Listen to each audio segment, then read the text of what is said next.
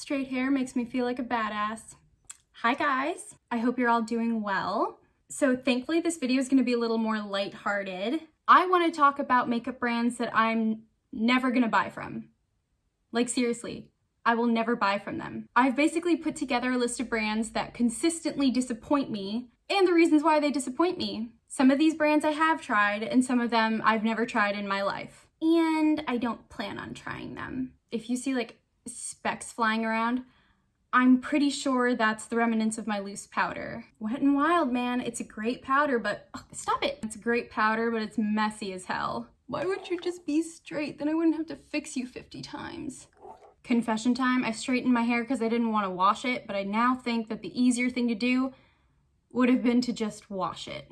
So the first brand I want to talk about is nobody's favorite brand, Almay. Almay is just if I were to look up disappointment in the dictionary, a picture of Almay would show up. Is that mean? That's really mean. I don't care. They have possibly the world's worst shade range at the drugstore. Any shade darker than like Manila Folder looks like gray on the skin. I've only tried one good product from them and it's their monochrome eyeshadow quads. I have the kind of peachy one, which is nice, but I'm never buying from Almay again. There's nothing interesting about the brand that stands out to me. There's nothing unique about it. I haven't seen one truly innovative product from them aside from their eyeshadow quads, which are the only product I ever hear other people talking about from Almay. They have the smart shade primers, foundations, whatever. I don't believe for 1 second that any of those foundations are gonna magically match my skin tone. Honestly, one of the worst and almost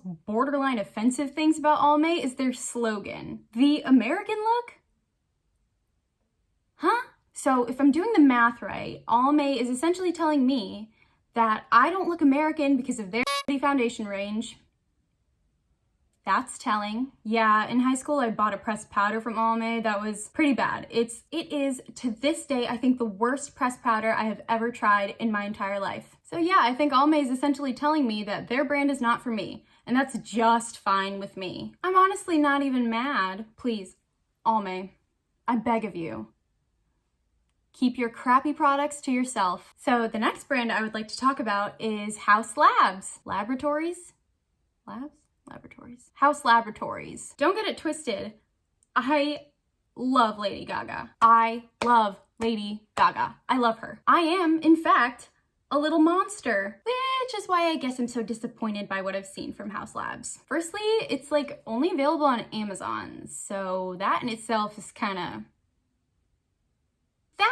kind of turns me off. I can't really swatch anything or try anything or see what the color would look like on me. And God knows Amazon doesn't need any more money coming into their company. I've heard great things about the eyeliner. Everyone says it's super matte, super black, it stays on for a really long time. But from what I've seen, the other products are just like so lackluster. I guess I was just expecting more from Lady Gaga. She's always kind of been the one to step out of the box. And almost everything about Haus Labs is just so like in the box. For the eyeshadow specifically, not all of the colors wow me. The packaging is so generic and it looks overpriced. I was particularly disappointed by the Stupid Love eyeshadow palette, especially because the album cover of Chromatica, her newest album, was so colorful. There were pinks, purples, metallic grays, and the whole palette just, it doesn't match the theme of Lady Gaga in my head. It doesn't even match the name of the song. This is the thing that got me.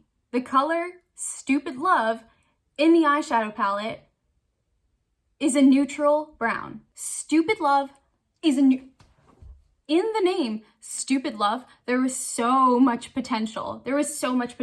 She could have done an amazing neon pink. She could have done an electric purple. She could have done like a super pigmented red. Stupid Love is neutral brown. I looked at the palette, saw the name of the shadow, and said, what the f? I wouldn't describe Lady Gaga as a run-of-the-mill person. So why are her products so run-of-the-mill? You know, I've done a bit of thinking on it, and I think that the issue with the release of Haus Labs was the timing. Gaga's aesthetic like 10 years ago was loud, crazy, making a statement. Now, looking at her work and how she presents herself to the public, she's a far different person. She's changed her look and her aesthetic. She seems to be more toned down and glamorous, rather than, you know, wearing like meet dresses. I think she made such a strong first impression to everyone that it's kind of hard for people, including myself, to shake. I guess I had a different expectation for her brand based off of her reputation from a decade ago, or even like 5 years ago. I think Haus Labs more reflects her current vibe. That might not be the vibe that we expected, and you know, if it works for you, that's fine. The makeup looks really like office friendly, which is totally fine, and that appeals to plenty of people, including myself. It's just not really what I personally wanted from Lady Gaga, I guess. Also, I refuse to buy beauty products off of Amazon. Okay, Kylie Cosmetics. Everyone knows it's basically ColourPop. I don't agree with Kylie Cosmetics in principle because I don't think it's worth it. It seems so overpriced. If you're paying for what's essentially a ColourPop product, you'd think that the packaging would look better than ColourPop's. And that's not to slam ColourPop. If you're paying over $30 for a palette, you can't expect, I don't know. I would have expected a little more effort to have been put in. I'm not like a celebrity stan. I don't really buy from celebrity brands. A couple years ago, there was a huge surge in people wanting to buy from Kylie. But now that it's died down, I think people are, for the most part, over it. If anyone watching has Kylie products that they like swear by and will buy a replacement for, please tell me what it is in the comments below. I'm genuinely curious. I just don't think the brand is very unique. The lip kits I can understand, but the rest of it, if it didn't have Kylie's name on the front, I wouldn't know whose makeup brand it was. In that same vein, I will also probably never buy from KKW Beauty for similar reasons. They honestly might as well be the same brand to me. And when those contour sticks came out, I was shocked at how little product you're getting for paying, I think it's like more than 50 bucks. More than 50 bucks for a product. Like, no, like I don't have time for it. All of it just looks like a money grab to me. Kylie Skin, Kylie Cosmetics, KKW Beauty, it's so generic. Especially when Kylie Skin was released. I think that's probably when I knew for a fact that Kylie Jenner had zero involvement in the formulation of her products. It reminds me of like if Costco were to come out with a generic makeup brand. Kirkland Cosmetics. That has a ring to it. I kid. Kind of. So moving on, the next brand I want to talk about is Beauty Blender. $20 for a sponge. $20 For a sponge. I've tried some really good sponges. The Real Techniques one, the Eco Tools one is amazing. I'm trying out the pink elf sponge right now and I like that one too. I don't see any point to spending $20 on a sponge if I can get a good one for less than 10. Less than 8. Less than 7? Probably. And I still get great results with those tools. Also, the release of the Beauty Blender Bounce Foundation. Beauty Blender, we know what you did. You released a shade range to make us all mad, and then you added in the rest after. And you know what? Even if that's not what they did, people with darker skin tones were an afterthought. But I'm pretty sure that's what they did. Honestly, like, I don't know what's worse. Capitalizing off of racism and colorism, or straight up just not making shades for darker skin tones. I don't care for overpriced sponges, and I really don't want to give money to a brand that capitalized off the hurt and anger of people of color. Next one is a brand that I really wanted to love, but I've kind of just become so turned off by it that I don't want to buy from it ever again. I feel like people are going to be mad at me for this. The name of that brand is Formula. I know people swear by the butter bronzer and some of their mascaras and their new like healthy whatever foundation. Is it new?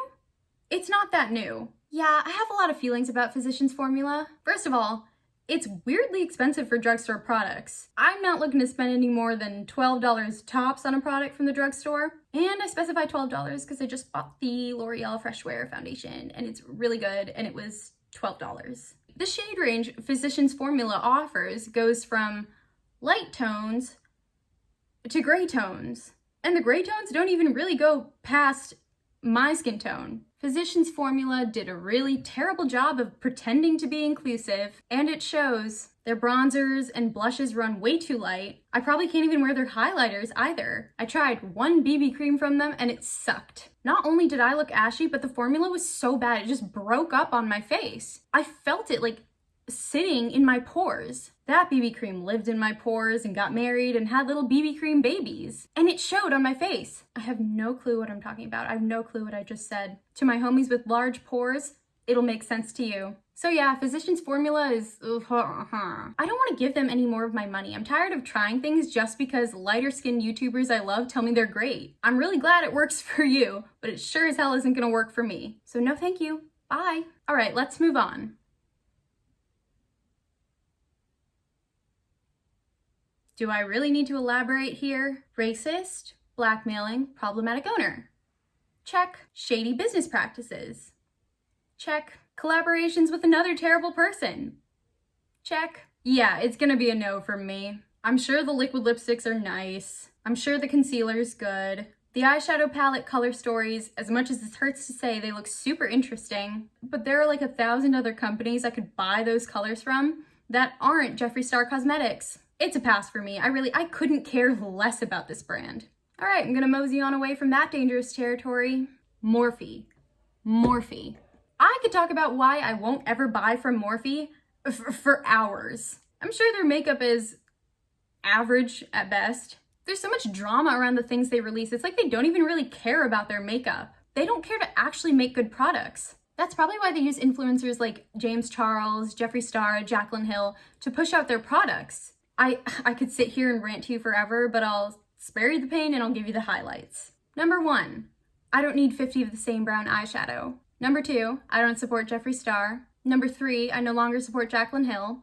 Number 4, I still care about quality in drugstore and affordable makeup products, which is clearly not Morphe's biggest priority. And I wouldn't even bother to throw shade like that if it weren't for influencers like Jaclyn Hill talking about Morphe like it's Pat McGrath, like it's Natasha Denona, like it's some other well-renowned brand. Morphe is not the best thing since sliced bread, and I wish influencers would stop trying to pretend it is. And in terms of their brushes, there's plenty of other brands I can get great brushes from.